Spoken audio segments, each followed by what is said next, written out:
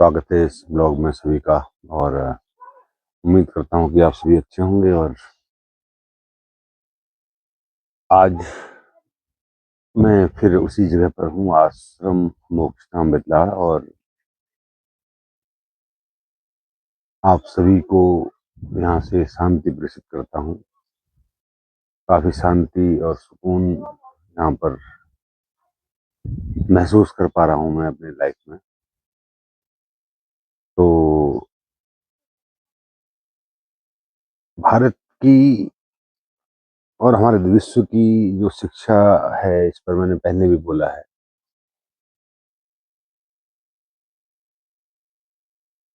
तो आज हम कुछ धर्मों के बारे में बातचीत करेंगे। जो धर्म हमारे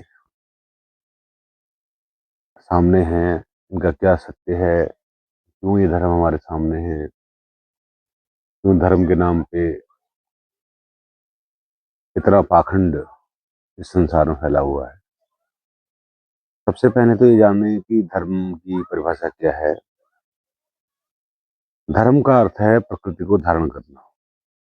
किस प्रकार की प्रकृति को आप धारण कर रहे हैं और कैसे आप अपने जीवन में उसका अनुसरण कर रहे हैं, ये धर्म है। ये तो धर्म की वास्तविक परिभाषा है। लेकिन सबसे पुराना जो प्रचलित हमारा संप्रदाय रहा है, वो वैदिक वेदों को मानने वाला जो समूह है, जो वेदों को फॉलो करता है। पहले उसे वैदिक धर्म के नाम से धर्म उसमें दिया गया कि धर्म के चार स्तंभ, धर्म अर्थ काम मोक्ष, जीवन के चार स्तंभ धर्म अर्थ काम मोक्ष। तो उसमें जो पहला धर्म है कि वैदिक वेदों के अनुसार हम जैसा अनुसरण करें, तो उसको वैदिक धर्म कहा गया। फिर उस वैदिक धर्म को मानने वाले जो लोग थे, वो सिंधु नदी के किनारे आसपास ज्यादा बसे हुए थे। तो जब विदेशी यहाँ आए, तो अरबी या फारसी भाषा में सौ को उच्चारण ह होता है। तो सिंधु नदी के किनारे जो है, उन्हें हिंदू नदी कह दिया उसको। हिंदू नदी के किनारे बसने वाले लोग हिंदू हो। अब धीरे धीरे उसी हिंदू धर्म को और एक नाम पहनाया जा रहा है आजकल 21वीं सदी में। वो पहनाया जा रहा है सनातन धर्म। जबकि सनातन शब्द जो है बौद्ध धर्म से आया हुआ है। अब धर्म की स्थापना, इस वैदिक धर्म की स्थापना किसने की, कौन इसका प्रवर्तक है, ये तो किसी को पता नहीं। लेकिन वेदों की रचना बहुत सारे ऋषियों ने मिलकर की। इसमें सबसे ज्यादा जो नाम आता है वेद व्यास का आता है। वेद व्यास एक व्यक्ति थे जिन्होंने काफी हद तक इन चीजों का संकलन किया। पहले जो वेद थे, वो मुखवाणी द्वारा आगे एक पीढ़ी से दूसरी पीढ़ी में जाते थे। केवल लोग याद करके उसको, उन ऋचाओं को याद करके अपने आगे वाली पीढ़ी को हस्तांतरित करते थे। लेकिन जैसे लेखनी का आविष्कार हुआ, तो इनको लिखा गया, कंपाइल किया गया, उनको जो है एक एक रूपरेखा में बांधा गया। तो उनका उस परंपरा का नाम, उसको जो भी कंपाइल करता था, उसको वेद व्यास कहा जाता। ठीक है, व्यास, वेद व्यास। लेकिन पराशर ऋषि के पुत्र थे। उन्होंने महाभारत को संकलित किया, उन्होंने गीता को संकलित किया, उन्होंने इन ग्रंथों को संकलित किया। इसीलिए जिन्होंने भी वेदों का संकलन किया, उपनिषदों का संकलन किया, उनको भी ये कहा गया कि ये जो है वेदों का संकलन करने वाले जो भी लोग हैं, इनको वेद व्यास कहा गया। वेद व्यास कोई एक व्यक्ति नहीं थे। वेद व्यास एक परंपरा का नाम है, जिस परंपरा के तहत लोगों को ये कहने के लिए मजबूर किया गया, एक प्रकार से हम कह सकते हैं कि लोग जो है इसको आगे जो है ले जाएं। तो ये जो वैदिक धर्म है, कालांतर में हिंदू धर्म बना और 21वीं सदी में ये सनातन धर्म बन गया। यहाँ पर हमें इसके प्रवर्तक का नाम पता नहीं है कि किस व्यक्ति ने इस धर्म की स्थापना की, क्योंकि कोई एक व्यक्ति नहीं था, ये एक ऋषियों का समूह था। एक ऋषियों के समूह ने इन वेदों को लिखा और उपनिषदों को लिखा, और उसके बाद धीरे-धीरे आज से लगभग 2500 साल पहले इसको वैदिक धर्म कहा गया। उसके बाद धीरे-धीरे जब विदेशी लोग यहाँ आए, तो उन लोगों ने इसको हिंदू धर्म कह दिया। इसके बाद अब आजकल बौद्ध धर्म से उठाए गए एक शब्द सनातन धर्म को ये जो है सनातनी खुद को कहने लग गए। अब ये जो धर्म है सबसे पुराना धर्म है। इसके बाद ठीक फिर नया जो धर्म है वो है बौद्ध धर्म।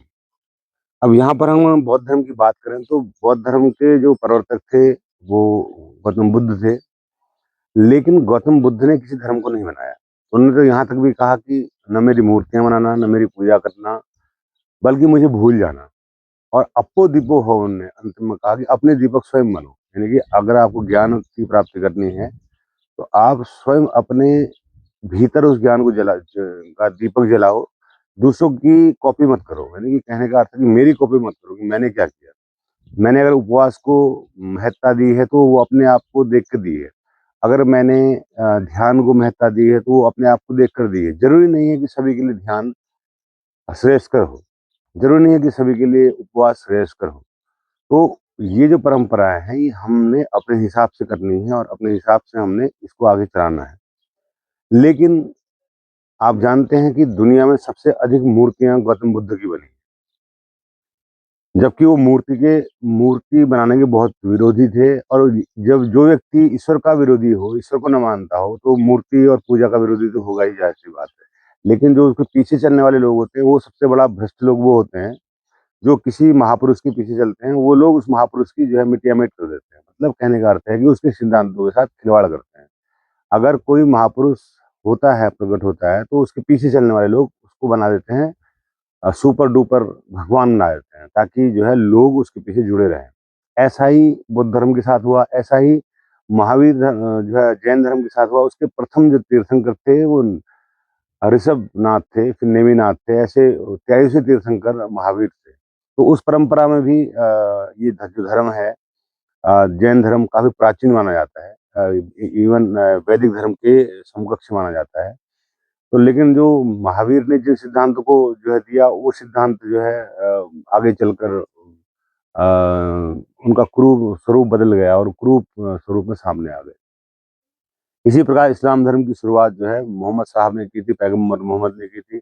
लेकिन पैगंबर मोहम्मद के समय में जो समाज की स्थिति, कबीलाई स्थिति, लोग आपस में लड़ते थे, कबीलों की जो है बढ़ाने के लिए इस तरह का जो है उन्होंने उस वक़्त लड़ाई का एक माहौल था। तो उस धर्म में भी कुछ इस तरह की बातें सामने मिल गई, और जिसमें खून-खराबा, मार-पीट, बलि प्रथा या कुर्बानी, इस तरह के शब्द जो है आ गए। तो ये धर्म भी अपने आप में आज 57 देश मुस्लिमों के हैं, लेकिन ये जो धर्म है अपने आप में एक ग्रामीणों का धर्म, एक आदिवासियों का धर्म है, ठीक है? इसमें कोई भी बौद्धिकता आपको दिखाई नहीं पड़ेगी। हाँ, इसमें इस्लाम धर्म में कुछ ऐसी बातें कह दी गई हैं, जिसकी वजह से आज भी इस्लाम धर्म पूरी दुनिया में एक बुराई का प्रतीक बना हुआ है। जबकि और धर्मों में ऐसा नहीं है, हमारे हिंदू धर्म में नहीं है ऐसा, हमारे बौद्ध धर्म में ऐसा नहीं है, जैन धर्म में ऐसा नहीं है, सिख धर्म में ऐसा नहीं है। लेकिन इन धर्मों में ये बातें कह दी गई हैं इसी वजह से कि जो पीछे मानने वाले हैं, सबसे बुरे लोग कौन है जानते हैं आप? जो मोहम्मद साहब का कोई धर्म नहीं था, जीसस क्राइस्ट का कोई धर्म नहीं था, वो ईसाई नहीं थे, उनको मानने वाले ज़रूर ईसाई हुए। मोहम्मद साहब का कोई धर्म नहीं था, उनको मानने वाले इस्लामिक हो गए। इसी प्रकार से राम का कोई धर्म नहीं था, राम क्षत्रिय थे। लेकिन उस वक़्त हिंदू या इस तरह का कुछ प्रचलन में नहीं था, ठीक है? जब वो राम पैदा हुए थे। नहीं, कृष्ण यदुवंशी थे, उस वक़्त भी हिंदू, सनातनी ऐसा कुछ भी नहीं था।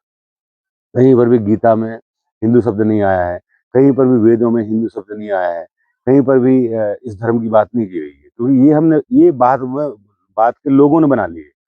इस तरह के धर्म जो है लोगों ने बना लिए। तो पहले ये माना जाता था कि पूरी पृथ्वी में एक ही प्रकार के लोग रहते हैं, जबकि ऐसा नहीं था।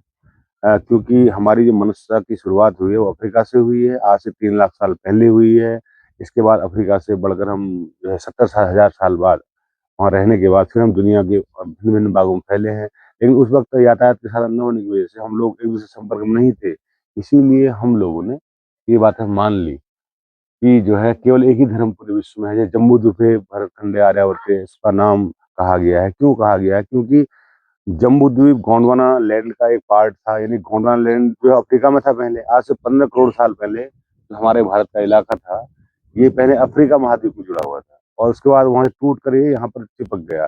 उसी को जम्बूद्वीप कहा गया और उस जम्बूद्वीप में बसने वाले जो लोग हैं, हम लोग हैं। अब इससे जम्बूद्वीप शब्द नाम आने से ऐसा लगता है कि यहाँ की जो सभ्यता है काफी और काफी प्राचीन है। यानी कि जम्बूद्वीप तब कहा गया जब जो है गोंडवाना लैंड जो है टूटा अफ्रीका से, तो 15 करोड़ साल पहले की बात है। तो उस वक्त भी क्या पता सभ्यता रही हो, इस बारे में इतिहासकार अभी जो है एक मत नहीं है और इस बारे में खोज चल रही है। हो सकता है कि हमारे जो साहित्य हैं, हमारे जो वेद हैं, इतने प्राचीन माने गए हों, या जो चार युगों की कल्पना हमारे धर्म में की गई है ये सत्य मानी गई हो। लेकिन ऐसा जरूरी नहीं है कि ये सत्य हो, और सत्य न भी हो सकता है। लेकिन आज के इतिहास के हिसाब से हमारी जो सभ्यता है वो मात्र से मात्र 70,000 साल पुरानी है। जो हमारी मानव सभ्यता है, आज की सभ्यता है, वो केवल और केवल 70,000 साल पुरानी है। तो इसमें चतुर्युगों का जो वर्णन किया गया हमारे सनातन धर्म में, वो एकदम काल कोरी कल्पना मालूम पड़ता है। क्योंकि वहाँ तो 4,32,000 साल का कलयुग है, फिर द्वापर है, फिर त्रेता युग है, उसके बहुत सारे लाखों सालों में बटा हुआ है। तो जब हमारी मनुष्य सभ्यता ही 70,000 साल पुरानी है, तो इतने सारे युग कहाँ से आ गए?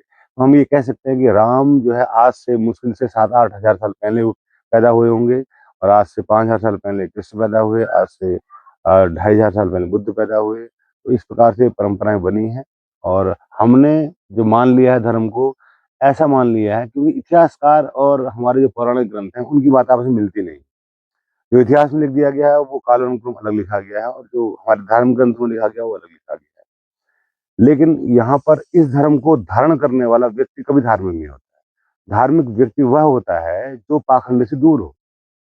धार्मिक व्यक्ति वह होता है जिसके अंदर जिसका जो स्वभाव है, जैसा नेचर है उसका, जैसा स्वभाव, उस स्वभाव को ही वो फॉलो करता हो, वो किसी को कॉपी ना करता हो। कहने का मतलब ये है कि मैं एक व्यक्ति हूँ, मेरे अंदर दया है, तो मैं किसी को देखकर निर्दयी ना हो जाऊं। मतलब किसी को देखकर मेरे अंदर मेरा मूल जो स्वभाव है वो बदले ना। तो मैं अपने स्वभाव में जीता हूँ। जिस प्रकार से अग्नि का धर्म क्या है? जलाना। पानी का धर्म क्या है? बहना, प्यास बुझाना। हवा का धर्म है हमको जीवन देना, ठीक है, बहना। तो उसी प्रकार से मनुष्य का भी क्या धर्म है? मनुष्यता उसका धर्म है। ये जो धर्म बनाए गए हैं, हिंदू धर्म, मुस्लिम धर्म, सिख धर्म, ईसाई धर्म, ये सारे धर्म नहीं है। ये क्या है? एक परिपाटी है, एक संप्रदाय है लोगों की। इनको हम धर्म नहीं कह सकते हैं। ये किसी हालत में धर्म नहीं है। तो इसलिए मनुष्य का एक ही धर्म है, मनुष्यता। तो इस धर्म को हमको जानना चाहिए, और इस धर्म को ही हमें पहचानना चाहिए, और इस धर्म की हमें बातें सीखनी चाहिए, समझनी चाहिए, ताकि हमारा जीवन उन पाखंडों से मुक्त हो सके जिन पाखंडों को हम सच मानते चले आए। जैसे सबसे बड़ा पाखंड भगवान का पाखंड है, जिसके बारे में मैंने कई बार आपको बता रखा कि भगवान जैसे किसी चीज का अभी तक कोई प्रूफ, कोई प्रमाण किसी को मिला नहीं, उसके बाद भी लोग भगवान को माने चले जाते हैं। कोई भगवान को मानता है, कोई अल्लाह को मानता है, कोई गॉड को मानता है। जबकि न गॉड का कोई प्रूफ हमारे सामने आज तक आया कि गॉड है, ना अल्लाह का कोई प्रूफ हमारे सामने आया कि अल्लाह है, न ईश्वर का कोई प्रूफ हमारे सामने है कि ईश्वर है। केवल हम लोगों के कहने के अनुसार आज से पुराने लोगों ने माना है, तो हम भी मानते चले जाते हैं। इसीलिए ये एक पाखंड बन जाता है। जब तक आप उस चीज, उस शक्ति को रियलाइज न कर ले, महसूस न कर ले, आपको लगता है भगवान है, तो किस एंगल से लगता है? अगर आप अपनी बातें किसी से कहते हो, अपने दुख किसी से कहते हो, आप किसी मूर्ति के आगे जाके रोते हो, गिड़गिड़ाते हो कि हे प्रभु मेरी मदद कर दे, मेरा भला करना, मेरा जो है ये करना, मेरा वो करना। अगर तुम ये न भी करो, तो तुम्हारे साथ वही होगा जो होना है। तुम्हारे किस्मत में, तुम्हारे कर्म के अनुसार जो तुम्हें भाग्य मिला है, जो प्रारब्ध से तुम्हें मिला है, वही तुम्हारे साथ होने वाला है। ऐसा नहीं कि तुम कहीं मूर्ति के आगे अपना सर पटको, किसी तीर्थ यात्रा में चले जाओ, किसी मंदिर में चले जाओ, या कहीं किसी गिरजाघर में चले जाओ, या किसी मस्जिद में तुम 5 वक्त की नमाज अदा करो। उससे तुम्हारे कर्मों का कोई भी दाग धुलने वाला नहीं, क्योंकि आपके जो कर्म है वो आपके साथ है। ये प्रकृति का नियम है कि आप जैसा कर्म करेंगे वैसा फल आपको निश्चित रूप से मिलेगा। और उसके अलावा कोई भगवान किसी भी चीज के लिए जिम्मेदार नहीं है। इस प्रकृति के बारे में मैंने आपको बताया, ये प्रकृति सदा ही थी, जिसको कहते हैं सनातन। सनातन शब्द का ये अर्थ होता है जो सदा ही था। तो प्रकृति सनातन है। प्रकृति कभी खत्म नहीं हुई, न कभी शुरू हुई। न प्रकृति को किसी ब्रह्मा विष्णु महेश ने बनाया, न किसी गॉड ने बनाया, न किसी अल्लाह ने बनाया। ये सदा सदा ही थी। ये सूर्य किसी और रूप में सदा ही मौजूद था, ये पृथ्वी किसी और रूप में सदा ही मौजूद थी, ये ब्रह्मांड किसी और रूप में सदा ही मौजूद था। इसको कोई बनाने वाला नहीं। इस सृष्टि का निर्माण करने वाला कोई नहीं है। जब इस सृष्टि का निर्माण करने वाला कोई नहीं है, तो फिर तुमको तुम्हारा भगवान कहाँ से आ गया? तुम्हारा भगवान भी नहीं है। और भगवान अगर नहीं है, तो फिर तुम्हारा धर्म भी नहीं है। और धर्म क्या है? अब तुम पूछोगे ना, जब तुम यहाँ पहुँचोगे, तब तुम पूछोगे कि धर्म माने क्या है? हाँ, तो हम कौन हैं? हम कहाँ से आए, कहाँ जाएँगे, हमारा क्या ठिकाना है? जब तुम नग्न हो जाओगे अपने विचारों से, अपनी मान्यताओं से, तब जाकर तुम खोज में उतरोगे। उससे पहले तुम खोजोगे नहीं, सोए रहोगे, निश्चित रूप से सोए रहोगे। तो ये हमारे लिए ज़रूरी है कि हम अपने धर्म को पहचानें, अपने धर्म की वास्तविकता को पहचानें। जिस प्रकार से मैंने अभी आपको बताया, आग का धर्म जलना है, वो हम देख पाते हैं, आग जलाती है, ठीक है? तो हमारा धर्म क्या है, ये हमको खुद में खोजना है कि मेरा धर्म क्या है? हर किसी का धर्म अलग है। जितने लोग हैं इस संसार में, 8 अरब लोग हैं, तो 8 अरब लोगों के 8 अरब धर्म हैं। हर एक मनुष्य का धर्म अपना-अपना अलग है, निजी धर्म। धर्म हमेशा निजी होता है, धर्म सामूहिक नहीं होता है। सामूहिक कोई धर्म नहीं होता है। मेरा धर्म है, मेरे अंदर जो गुण हैं, मेरे अंदर जो अवगुण हैं, वो मेरा धर्म है। इसी प्रकार कोई दूसरा व्यक्ति है, उसके अंदर जो गुण अवगुण है, वो उसका धर्म है।